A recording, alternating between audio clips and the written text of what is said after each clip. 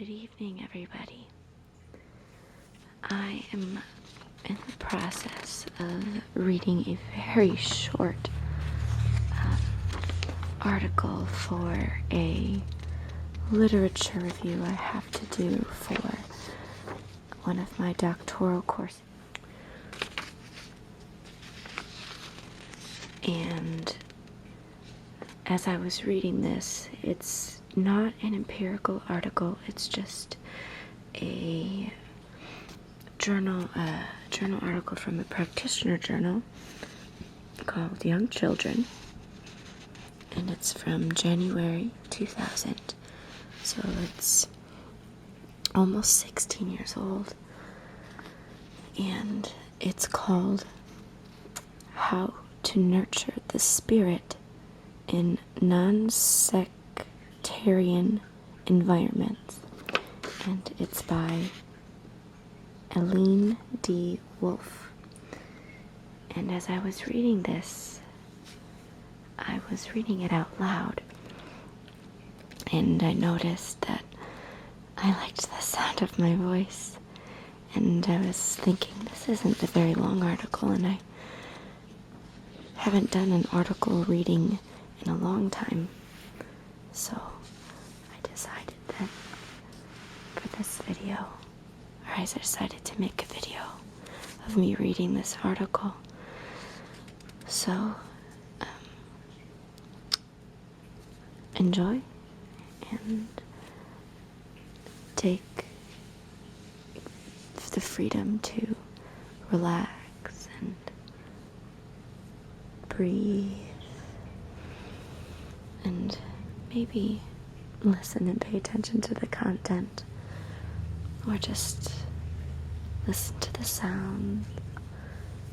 I don't know how visual I'll be with my hands, but I'm a big visual person when it comes to ASMR myself, so whatever you choose, take this time to nurture your own spirit in whatever environment you are in now.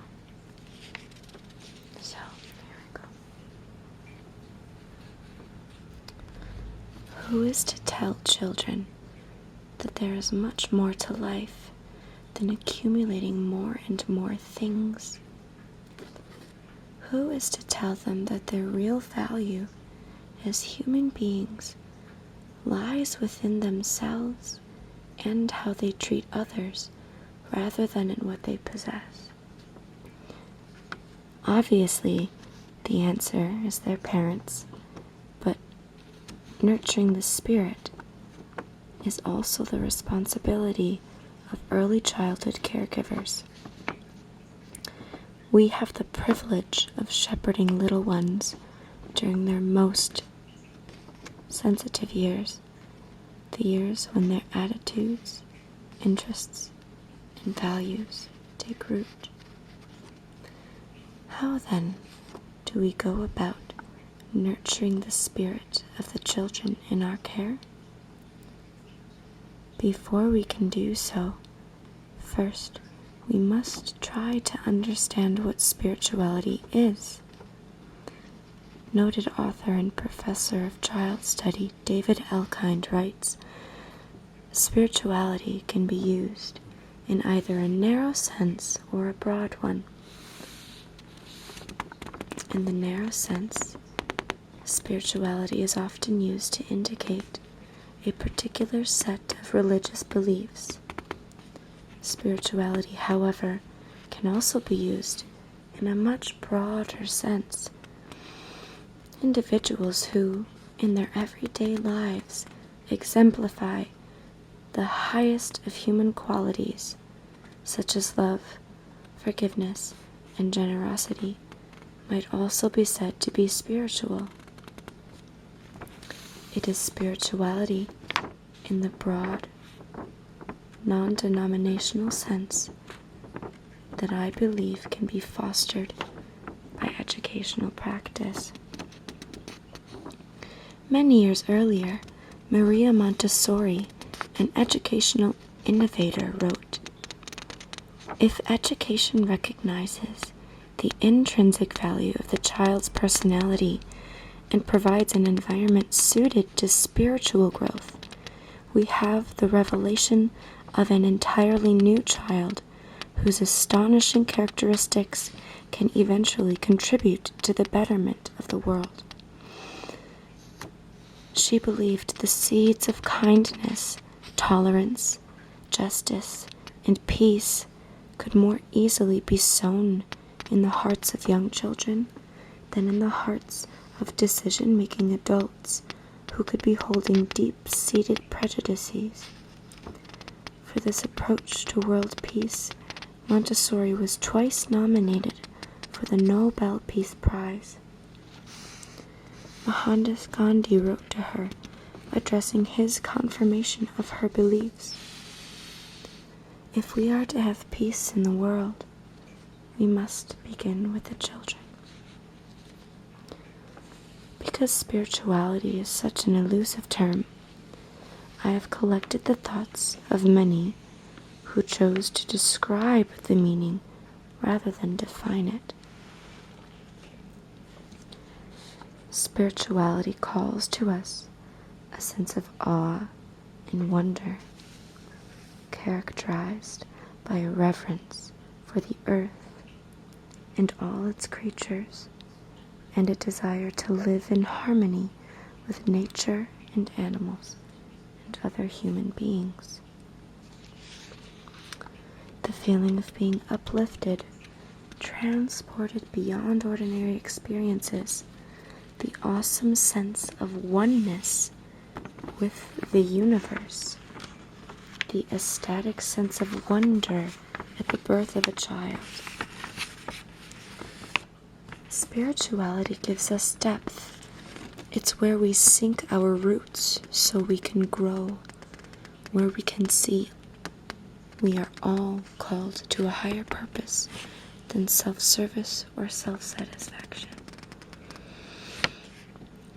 The tendency to make peace rather than war, emphasis on cooperation rather than competition, sharing rather than accumulating, recognition of the common needs of people of every culture and creed. These are all aspects of spirituality.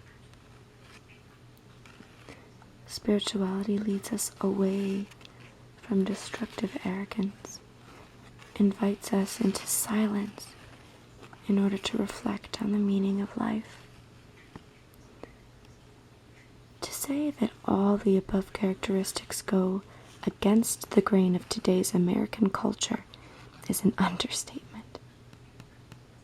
There's very little, if any, silence in a child's environment. Violence is the #1 subject of all news items. Electronic entertainment and video games are constantly teaching children that problems are best solved with guns or other means of destruction. Parents are pushing children as young as 5 to compete, and advertising and consumerism are constantly hurled at children from TV, radio, movies, billboards, magazines, and even school buses and classroom worksheets.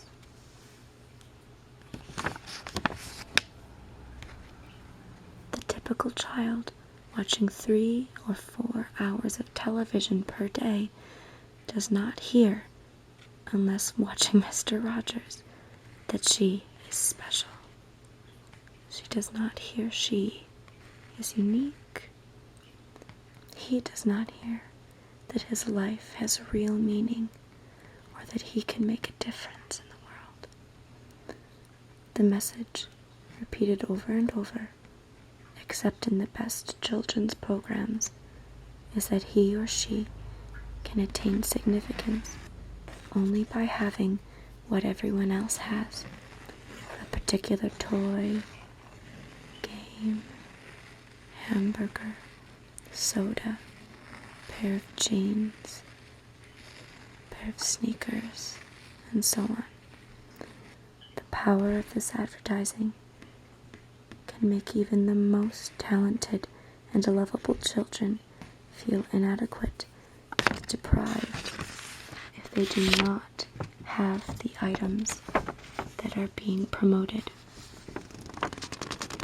How do we help them know there is more?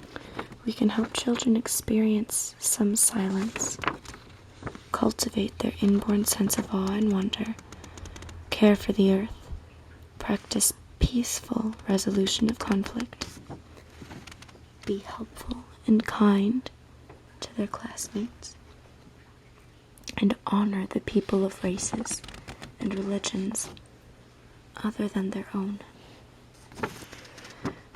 Spiritual nurturing can never be reduced to a set of techniques or a routine curriculum. It can only flow freely from the teacher's own inner essence and from his or her belief that each child is truly a spiritual being. This nurturing takes place not every Tuesday at 10 o'clock, but whenever spiritual moments occur, such as a shared interaction with nature or a thoughtful response to a child's question. The appearance of the classroom, the teacher's tone of voice, and her selection of songs, stories, and activities all reflect the spiritual nurturing occurring. From early childhood teachers and caregivers come these examples that can easily be adapted for particular situations and age groups. The quiet corner.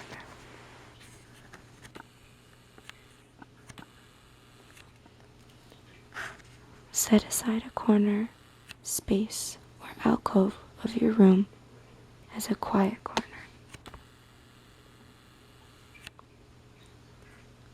Perhaps behind a shelf that holds a fish tank.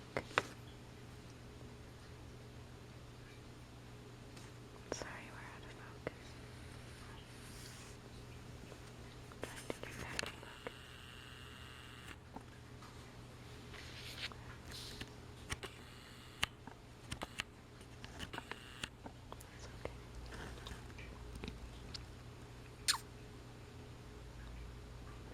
In this area, locate a small table and chair at which one child at a time can sit and look at the fish, gaze out the window at the trees, or examine an object on the table, such as a plant or a seashell. A silent game.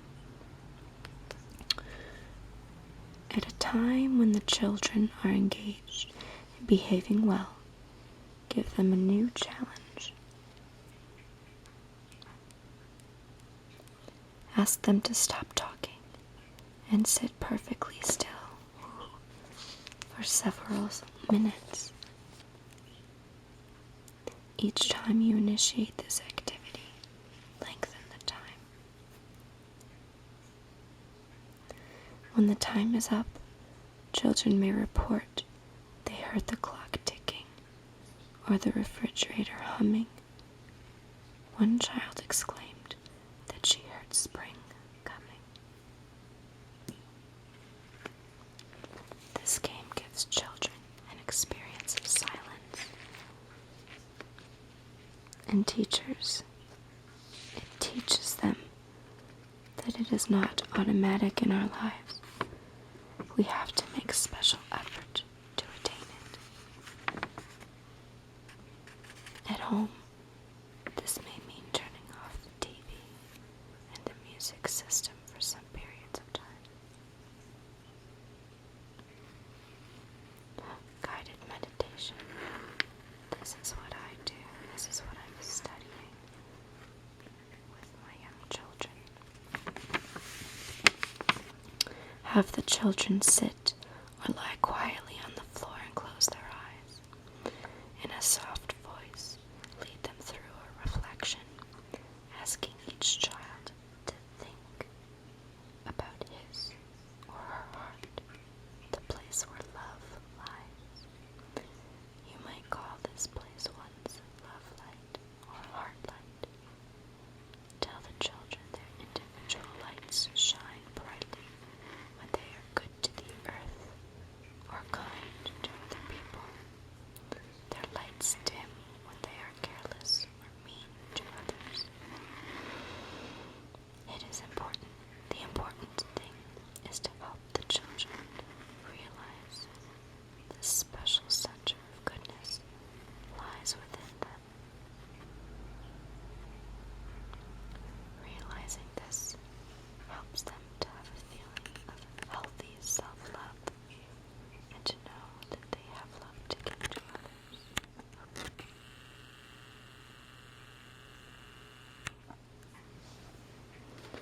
Awe and wonder. When planting seeds together, ask some thoughtful questions. Like, could you grow 4 inches in 3 weeks? How did the little seed do that? Can anyone make a seed in a factory? As an illustration, provide 3 small containers filled with earth. In the first, plant some seeds. In the second, a button. In the third, a penny. Label each with an appropriate drawing. Have the children water the 3 containers and place them in a sunny window. The results will show children the unique power of the seeds. Observing birds and butterflies.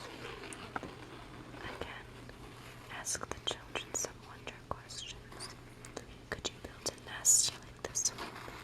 How did the little bird know how to build it? This monarch butterfly has just flown over 1,000 miles from his winter home in Mexico. How did it know the way? How did it know when to return here? Care of the earth. At circle time, encourage children to finish the sentence. I was good to the earth today when I, for example, turned off the water so it wouldn't drip, used both sides of my paper, or put my empty can in the recycling bin. A kindness plant. Place a lovely live green plant in a prominent place next to a basket of artificial flowers. Whenever a child performs a kind act, the person who receives the kindness may put a flower on the plant by inserting the flower stem into the soil or attaching it to a plant stem with a small clip. At the end of the week, the class can admire the kindness plant. Before the children come in on Monday of the next week, remove all the flowers. Then ask the children to try to make the plant bloom again with kind acts. I spy.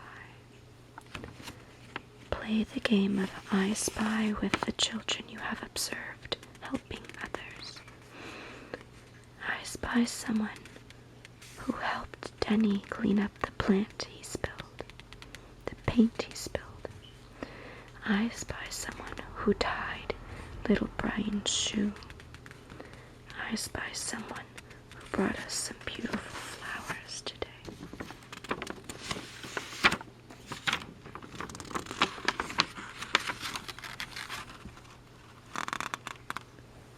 Child of the Week. In a special place classroom each week feature a picture of a child. Put a few items beside that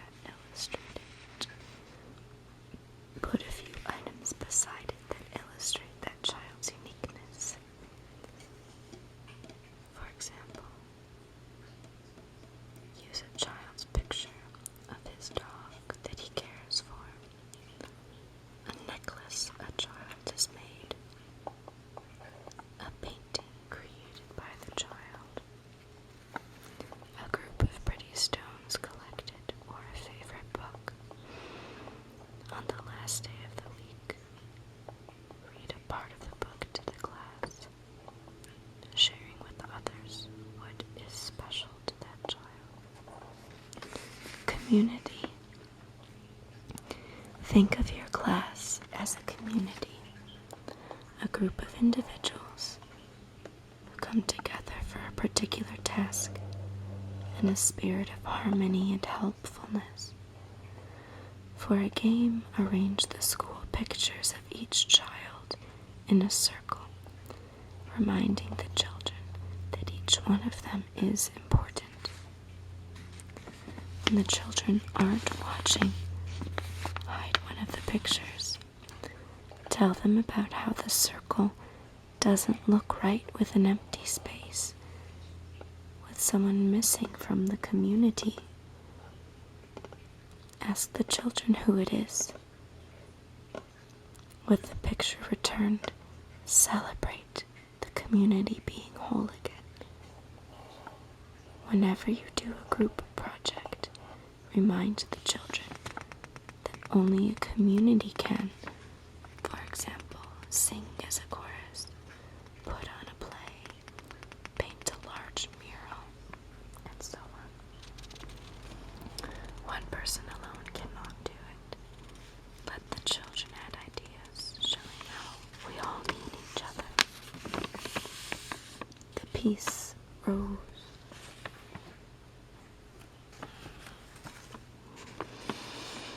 To practice peaceful conflict resolution every day, keep a lovely silk rose in a vase within children's reach. Whenever two children have a quarrel, one of them or a third child collects the peace rose. While holding the rose, one involved child speaks, telling what happened and how he feels about it. I am very mad because you took my puzzle pieces. The child may not call names or be verbally abusive, such as saying, I hate you.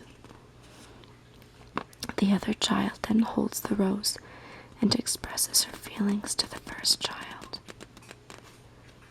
When the two children reach a solution or simply get over their difficulty, together they put their hands on the stem of the rose and say, this procedure frees the teacher from having to be a referee. Being consistent is important. If you are asked to become involved, respond, do you think you need to get the peace rose and take turns talking? To supplement this process, use books, posters, symbols, pictures, songs, poems, stories, and games that reinforce the ideal of peace. The universe. Make a beautiful big star for your classroom. Taking turns, each child carries the star home, waits for a clear night, and goes outside at dark with a parent to look at the night sky. When the child brings back the star, take time as a class to talk about the wonder and size of the universe and the fact that we are all part of it. Let us give the child a vision of the whole universe, Montessori wrote, for all things are part of the universe and are connected to form one whole unity. Celebration. A child's birthday can be easily celebrated in a way that lets her feel a connection to the universe. Place a beautiful picture of the sun on the floor. Ask the birthday child to carry the globe around the sun. If it is her 5th birthday, she circles the sun 5 times because the earth has made 5 revolutions around the sun since she was born. Every culture honors its values with various celebrations and has since the beginning of humankind. To celebrate the diversity of your community, honor each nationality. Hold a harvest feast to express thanks for food. During the dark time of the winter solstice, celebrate the great gift of light that nourishes all life on earth. In the spring, celebrate the miracle of new life by observing a potato or onion sprouting, birds hatching, seeds growing, new leaves on the trees, and pictures of new babies and baby animals. I believe that as teachers, we cannot remain spiritually neutral or passive when naively hoping for the best for the children in our care. If we want them to live satisfying lives in a peaceful world, we must point them away from the selfish, destructive, and purely commercial elements in our society and help them to broaden the spiritual aspects of their human nature. I urge you, therefore, to look at the young ones in your care, not only as children, but also as the adults they are destined to become. Thoughtful, spiritual, nurturing may be the most long-lasting and satisfying gift you can give.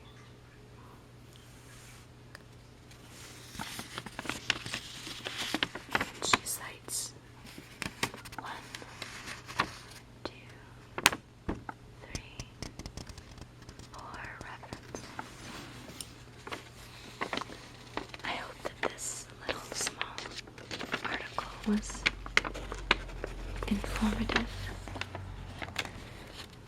that you can maybe apply some of these to your own life, whether or not you have young children. I think we can all apply this to our life. For me, I don't know that I can use this as part of my literature review, but I think that I can use these examples and adapt and apply them to my classroom and my pedagogy. And it makes me feel energized to continue this practice of guided meditations, guided imagery that I do with my preschoolers that I teach. So, again, this was How to Nurture the Spirit in Non-Sectarian Environments by Aline D. Wolf, published in the Practitioner Journal, Young Children